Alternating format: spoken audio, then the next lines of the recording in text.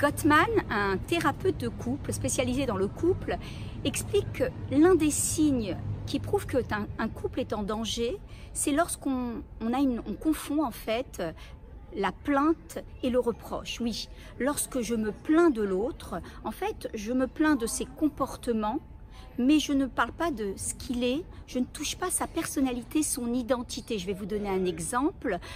Lorsque tu n'amènes pas mes vêtements, lorsque tu ne penses pas amener mes vêtements au pressing, eh bien, j'ai l'impression que tu ne penses pas à moi. Là, je suis dans la plainte et c'est là où, en fait, je fais preuve d'intelligence émotionnelle. Par contre, le reproche, c'est lorsque mes revendications touchent directement la personnalité de l'autre, touchent son identité. Par exemple, tu es égoïste quand tu fais cela, tu es cela, tu es cela. L'autre, en fait, se sent jugé, se sent mal aimé et rejeté. Et il va créer en fait ce qu'on appelle une contre-offensive. Il va se mettre à réagir de différentes façons.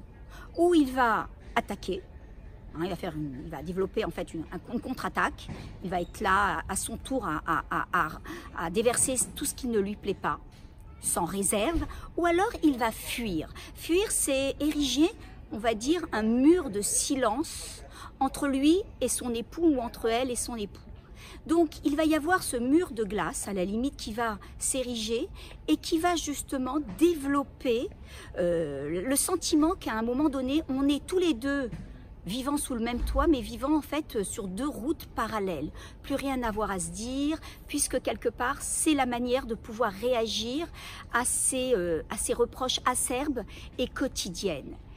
J'ai envie de vous rappeler quand même quelque chose, mes amis, c'est que avant tout, nous sommes des êtres humains. Ça veut dire quoi, être un être humain? Un être humain, en fait, toute ma valeur, toute votre valeur réside dans l'être. Ne réside pas au travers de vos comportements, au travers de ce que vous faites. Parce que vos comportements, vous le savez aussi bien que moi, eh bien, ils fluctuent. Ils fluctuent avec le temps, ils fluctuent avec le moment, votre humeur. Tandis que ce que vous êtes, votre valeur, c'est quelque chose qui vous a été donné en tant que droit divin à la naissance. Et ça, personne peut y toucher, personne peut le juger. Donc rappelez-vous, nous sommes des êtres humains. Et lorsque l'on a quelque chose à dire à l'autre, surtout parler autour de l'attitude, du comportement, sans avoir à toucher l'identité, la personnalité de l'autre. Très belle journée, à bientôt.